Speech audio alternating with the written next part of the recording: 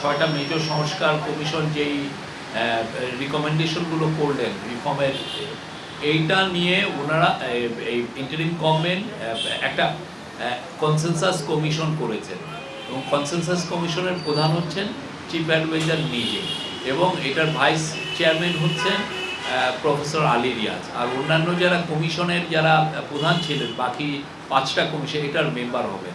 এবং এটা যেটা হবে যে এই কনসেনসাস কমিশন এই যে 6টা কমিশনের যে পুরো রিপোর্ট, এই পুরো রিপোর্ট নিয়ে দেশের পলিটিক্যাল পার্টিগুলোর সাথে কথা বলবে, সিভিল সোসাইটির সাথে কথা বলবে।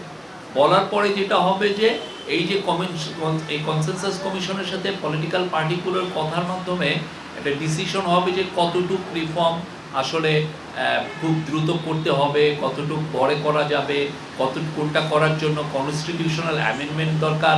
আবার কিছু কিছু রিফর্ম আছে যে এটা ইমিডিয়েটলি একটা মিনিস্ট্রি করে ফেলতে পারে, সেটার জন্য আসলে কনস্টিটিউশন রিফর্মও দরকার হয় না, বা ইভেন পলিটিক্যাল পার্টির সাথেও মানে সেইভাবে মানে মেজর কথার প্রয়োজন নাও হতে পারে। বাট ওনারা সবার সাথে কথা বলবেন, বলার পরে আসলে এই পুরো রিফর্মগুলো যেগুলো সবাই ঐক্যমতে আসবেন, সেই ঐক্যমতের উপরে যতগুলো রিফর্ম, যে না এই যে ওনারা 5,000 রিফর্মের কথা বলেছেন তার মধ্যে 2,000-এর ব্যাপারে সবাই ঐক্যমতে আসছেন, এই ঐক্যমত যেটা হবে কনসেনসাসে যেটা রিচ হবে সেটাই সবাই সাইন করবেন পলিটিক্যাল পার্টিগুলো, এবং সাইন করার পরে যেটা দাঁড়াবে সেটাই হবে জুলাই চার্টার।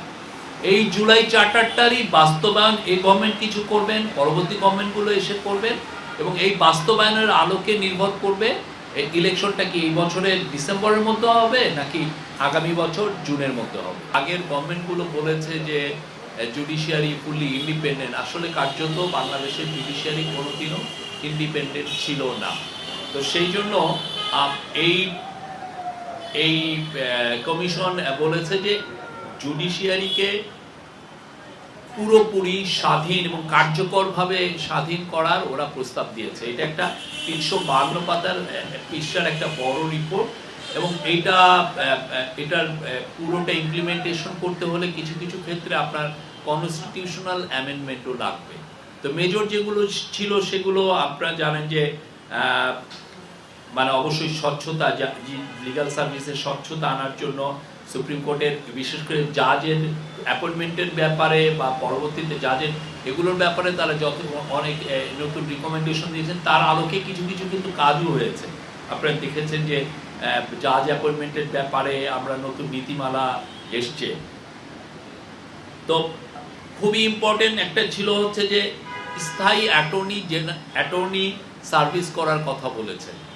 এটা ওনারা তো এটা বলছেন, আপনারা জানেন যে আমাদের যারা ওয়েস্টার্ন, যারা আমাদের বন্ধু দেশ এবং ইয়েতে অনেক দেশেই এই স্থায়ী অ্যাটর্নি সার্ভিস আছে।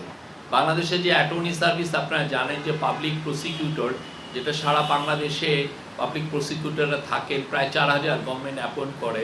দেখা যায় যে এই পুরো পাবলিক প্রসিকিউশন সার্ভিসটা আসলে পলিটিক্যাল গভর্নমেন্টগুলো তার যারা ঘেঁষা, তার কাছাকাছি যারা লয়ার, তাদের থেকে অ্যাপয়েন্টমেন্টটা করতেন। ফলে এই স্থায়ী অ্যাটর্নি সার্ভিসের যেটা হয় যে এই গভর্নমেন্ট আসলে এই তার মতো করে অ্যাটর্নি মানে প্রসিকিউটর নিয়োগ করেন, আবার আরেক গভর্নমেন্ট আসলে তার মতো করে নিয়োগ করেন।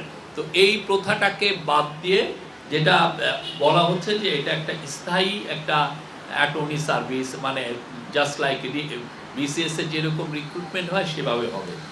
এবং কেননা এটা দেখা যাচ্ছে এটার একটা মূল কারণ হচ্ছে যে আমাদের যে কেস আপনি কোর্টগুলোতে ফৌজদারি মামলার, তার 40%ই আসলে দেখা যাচ্ছে যে গভর্নমেন্টই ফাইল করে, মানে পুলিশ ফাইল করে, গভর্নমেন্টের তরফ থেকে ফাইল করা হয় এবং গভর্নমেন্ট এই কেসগুলো লড়তে হয়। তো এই লড়ার কারণে এই স্থায়ী অ্যাটর্নি সার্ভিসটা যাতে একটা ভালো হয় সেই জন্য সবার এটা এই জাস্ট যে জুডিশিয়াল রিফর্ম কমিটির থেকে একটা সাজেশন ছিল।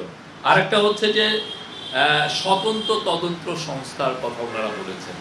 আপনারা জানেন যে বাংলাদেশে যে ক্রাইম যেগুলো হয় সেগুলো সাধারণত পুলিশ তদন্ত করে।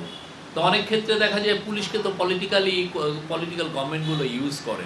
তো ফলে যেই তদন্তটা হয় সেটা আসলে মানে তার পলিটিক্যাল মাস্টার্সকে হ্যাপি করার জন্য অনেক ক্ষেত্রে তদন্ত হয়। আমরা অনেক দেখেছি যে বাংলাদেশের বড় বড় কেসগুলো কিভাবে কুলুষিত হয়ে গেছে পুলিশি তদন্তের কারণে।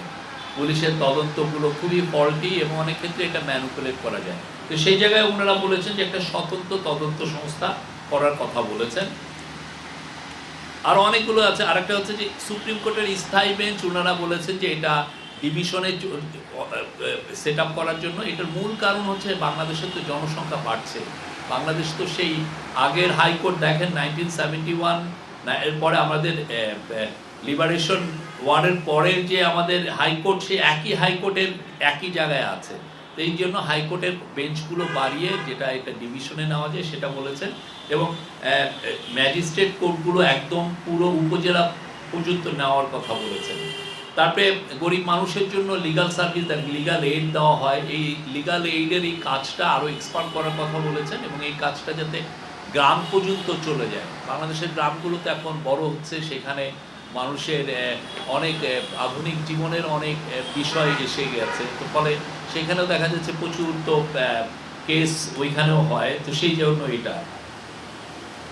আর কোর্টের যে ভিতরে যে আইনজীবীরা যে পলিটিক্সটা করেন সেই বিষয়ে ওনারা একটা সুপারিশ করেছেন। এটার জন্য কিভাবে এই পলিটিক্সটা করবে সেই বিষয়ে তারা একটা নীতিমালা দিয়েছেন।